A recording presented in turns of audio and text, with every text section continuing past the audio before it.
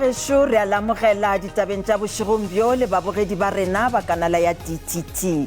Re gaša thuigo tšwa Studio 10, re thoma pele ka dihlogo tša tšona. Batho bešo thobela, ke na le mošomi mmogo Tryphos Ntswelengwe. Motlatša Presidente Paul Mashatile o re o tseba gabotse ditlhotlho tšeo mebasepala e mentši ya naga e lebanego le tšona. Ge a bolela le bahlankedi phetiši ba palamente ya bosetšhaba, Mashatile o boletše gore mopresidente Cyril Ramaphosa o mo kgopetše gore a tsene gare ditaba mafokoding a kabo ya ditirelo go ralala le Afrika Borwa. Motlatša presidente o etetše diprofense tše tshela go hlahloba seemo ka ga mathata ao a lego gona le go leka go rarolla ditlhotlho tšeo. Mashatile o be a araba dipotšišo ka mebasepala yeo e hlaotšwego bjalo ka mafelo a go ba le mathata a kabo ya ditirelo. It is true that in some of our municipalities, the states of roads are not in good order, but a lot of work is happening in these various municipalities. So it's not like there are challenges and the ANC is not doing anything. You know, one of the big challenges as you deal with issues of land redistribution and redistribution is also a problem of crime and corruption that is involved. So what the president has done, presented to cabinet, and we approved a national anti-corruption strategy, and also the SIU is also investigating those matters. Ba bangwe ba badudi ba Platfontein ka ntlenyana ga Kimberley ba re ba holofela gore go tla ba le phetogo karolong tša bona morago ga go swarwa ga dikgetho tlaleletšo kgweding ya Oktoboro.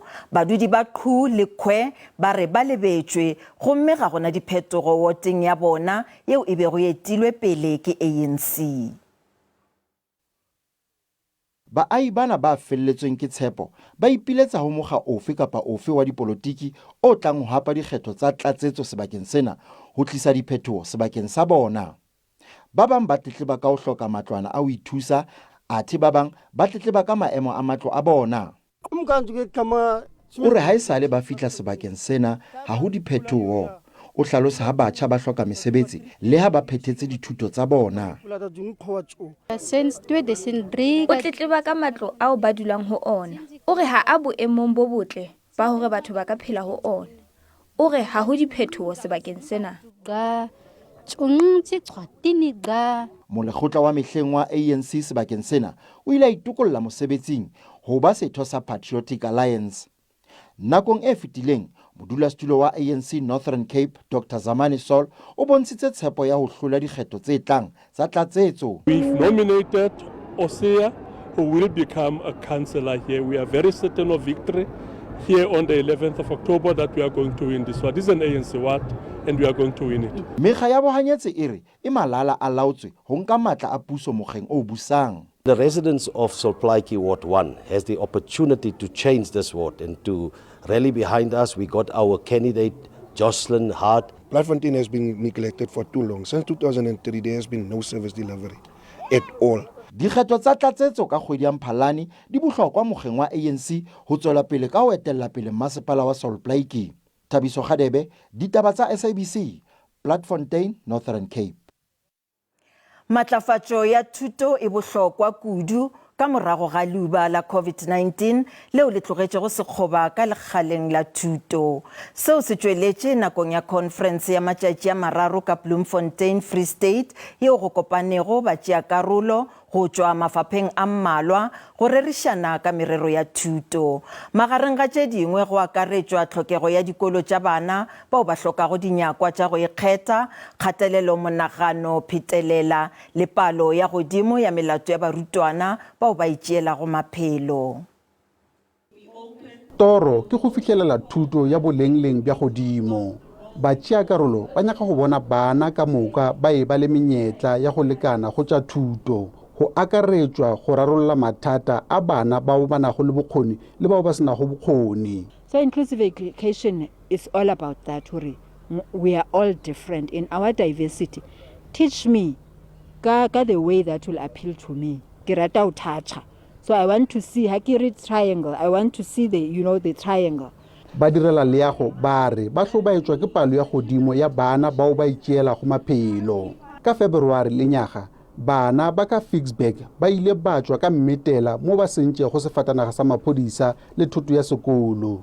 Se ke ka morago ga gore moithuti wa Kgerata ya Senyane a ipolaye. Maemo ao re phelang go ona ka hara naga ya rona ka hara di-communities tsa rona re fumana bana ba rona be leng gore they have what we call anxiety le yona depression ena e etsang gore ba qetelle ba decidile ho nka maphelo a bona. Ge le mokgatlo wa ditokelo tša botho wa tlhalosege o lekodišiša mathata ao a amanago le dikolo tšeo di nyakago dinyakwa tša go ikgetha. Mosebetsi wa rona re le di-chapter 9 institution particularly the South African Human Rights Commission ko sebedisana mmoho le dikolo tse tshwana le di-special school o etsa bonnete ba gore bana ba tseba ka ditokelo tsa bona ditokelo tsa bona in terms of gore di se di violate-wa madishira ska violate di-right tsa bona kapa batho ba baholo bona ba se ba hatella ditokelo tsa bona bana ba tlamehile ba tsebe gore ditokelo tsa bona ke dife. Kgoro ya thuto ya tlhalosage e šoma ka maatla go dira lesolo la go bušetša go rarolla mathata a leago le phodi ya menagano dikolong.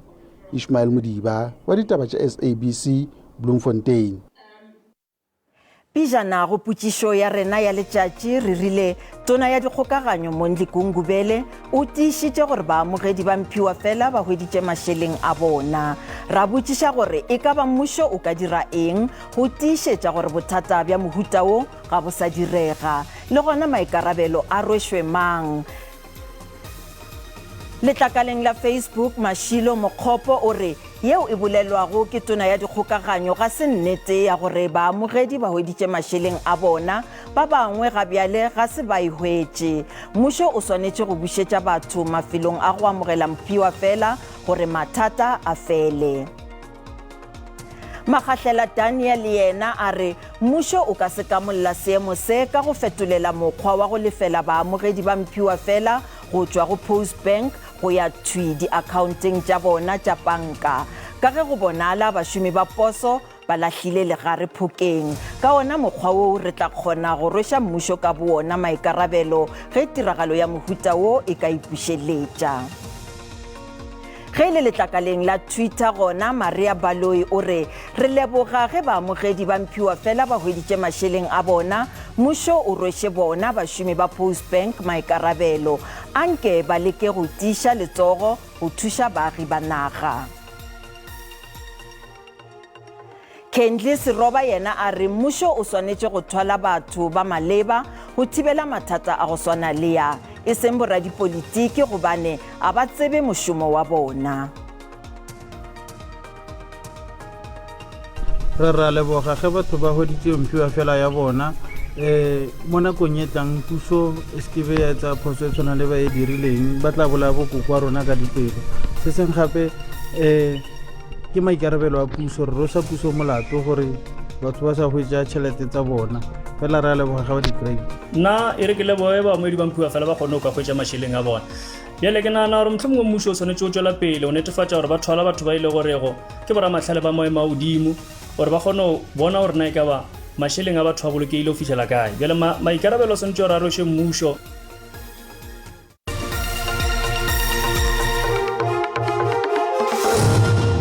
Bagešo re sa le amogela tšeo di sa thabišego ke tša gore mahlwa a di bona wa tša kgašo yo gape e bego e le setsebi sa leleme la Sepedi Silas Lemekwana o ithobaletše boroko bjo bogolo.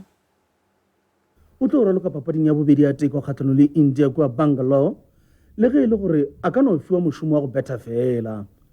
Lesnar o thunyegile loto a itšhidulla eupša go bona la tlo tša sekgoba sa gagwe ge Afrika Borwa e tsena kgwetlhong.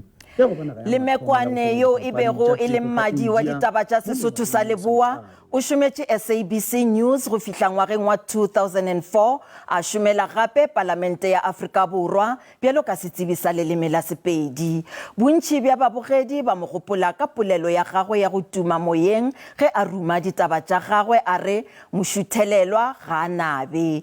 Yena o hlokagetše le hono mesong a ena le mengwaga e 65 morago ga bolwetši bja kankere. O tlogela mosadi le bana ba 4. Bjalo ka ge lefase le keteka letšatši la ditšhukudu, Afrika Borwa le dikarolo tše dingwe tša kontinente ya Afrika di sa itemogela tlhohlo ya go ripiwa ga manaka a ditšhukudu. Bothata bjo ke kgale e le tlhobaboroko ka Afrika Borwa mengwaga-ngwaga moo ditšhukudu di bego di ripiwa manaka a tšona mola tše dingwe di bolawa. Letšatši la lefase la ditšhukudu le ketekwa lefase ka bophara ka letšatši la 20 Septemere go tloga ngwageng wa 2011.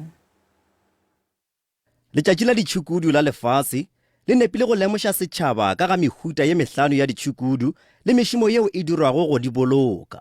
Afrika Borwa e na le ditšhukudu tše dintši ka go fetišiša lefaseng ge e bapetšwa le dinaga tše dingwe eupša e itemogetše bosenyi bja godimo-dimo bja go amana le go tsongwa ga ditšhukudu. Ke ditšhukudu tša go feta 1,000 tšeo di bolailwego ngwaga ka ngwaga magareng ga ngwaga wa 2013 le 2017 ka mo Afrika Borwa tšeo di bolaetšwego manaka a tšona. Le ge go bolawa ga ditšhukudu go fokotšegile go bolailwe ditšhukudu tša go feta 230 go tloga kgweding ya January go fihla kgweding ya June lenyaga. Mokgatlo wa Game Rangers Association of Africa o re bahlapetši ba mašoka ba šoma ka thata go šireletša ditšhukudu. The rangers do all these things out there and no conservation work is possible without having dedicated people on the ground doing the hard work. Under the sun, like we see today, it's a hot day here, it must be over 40 degrees, but this is your general working conditions of most rangers across Africa. Bahlapetši ba mašoka go tšwa ditikologong tša go fapafapana ba re ba lebane le ditlhotlo tša go fapafapana tšatši ka tšatši go netefatša gore ba lwa kgahlanong le go tsongwa ga ditšhukudu. Re dia di road block ke mga road block re searcha koloi tše di tsenago gore kgone go bona gore ka mara dikoloi motho a tsena ka koloi o ta tshwere ene le neng. So ra searcha if le gore ne se thunya ro pela license and then ra balla le di-bullet tšao gore ne bullet tše kae. Go tloša manaka a ditšhukudu go tsenya letsogo ga makala a go lwantšhana le bosenyi ga ešita le dikwebo tša godimo-dimo go dinokwane tšeo di bolayago ditšhukudu go thušitše ntweng kgahlonong le go bolawa ga ditšhukudu. Magareng ga kgwedi ya January le June lenyaga batho ba go feta 30 ba lletšwe ke ditšhipi le go lahlelwa ntlwanaswiswi malebana le go tsoma ditšhukudu. Nna ke Koketšo Motau wa ditaba tša SABC Hoedspruit. Go epha naga mo go sego molaong le bosenyi bja go fana ka dilaesense tša go rekiša madila ke tše dingwe tša ditaba tšeo di ilego tša hlahlwa nakong ya kopano ya magoši ka Mbombela. Mebasepala e mentši e boletše matshwenyego a bona ka batho bao ba ephago naga ntle le molao e lego seo se thatafišago kabo ya ditirelo. Mokgatlo wa Contralesa o dirile boipiletšo go setšhaba go tlogela go tšea naga ka tsela yeo e sego molaong. Baetapele ba setšo go tšwa dikarolong tša go fapafapana tša Mpumalanga ba kopane ka Mbombela go ahlahla ditaba tšeo e lego ditlhohlo ditšhabeng ka nepo ya go hwetša ditharollo. Ditiragalo tša go itšeela naga ke tlhobaboroko. Contralesa e dumela gore go epha naga mo go sego molaong ke bothata bjo bogolo. Bahlankedi ba mmušo ba dirile boipiletšo bja gore mebasepala e tšee magato ka pela mererong ya go itšeela naga mo go sego molaong. Go sa le bjalo maphodisa a kgopetše badudi go bega melato ya mohuta woo. Our worry is that when there is this land invasion, people don't have services there. They will end up going again to the same municipality, demanding services, even though the place is not serviced. And people are invading at a land.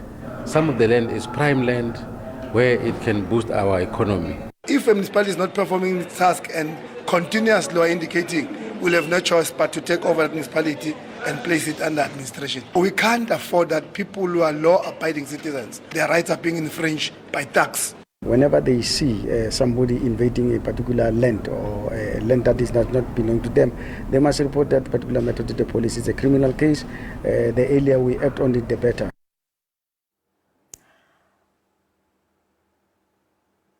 Go se go ikae maAforika Borwa a ka itemogela tlhaelelo go ba tlhatlošo ya theko ya mae le dikgogo ka baka la mpsikela wa dikgogo wo o lego gona o bakilego gore go bolawe dimilione tša dikgogo. Bolwetši bjo bo thoma go ama kabo ya ditšweletša tše.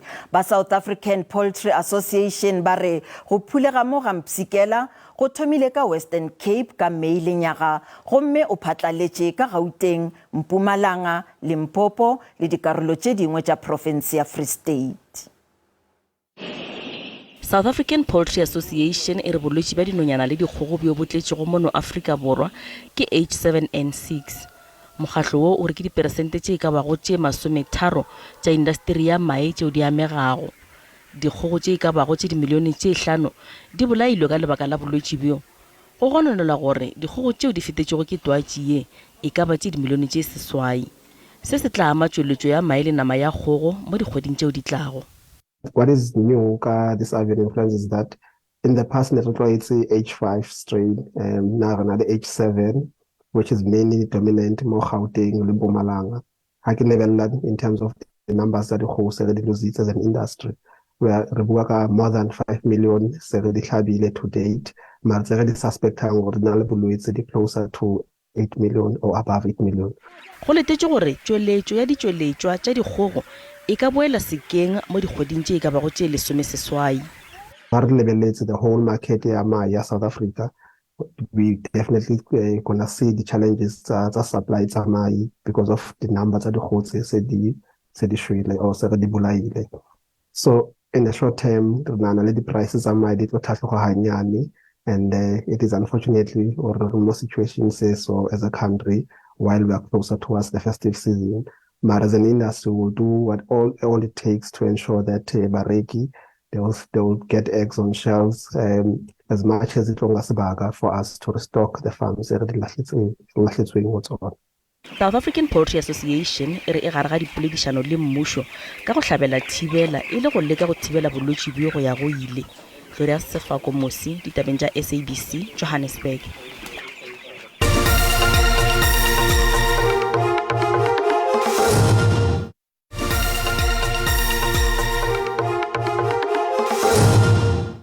Bjale a re boneng ka boripana gore mebaraka e be eme bjang ge JSE e tswalela pijana ka iri ya 5. Ranta e matlafetše ge e bapetšwa le ditšhelete tša dinaga tše dingwe tše kgolo.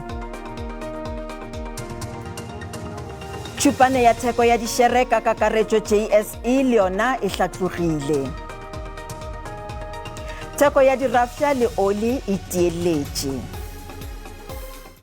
Bagešo di felela mo gopolang gore ditaba tša rena di a hwetšagala go marangrang a dikgokagano fao le ka kgathago tema gona. Ba sehlopha sa ditaba tša Sesotho ba tla lesolela tšona go sasa ka kotara go tšwa go iri ya 4 mo go SABC 2 go latela kakanyo ya maemo a boso. Thobela.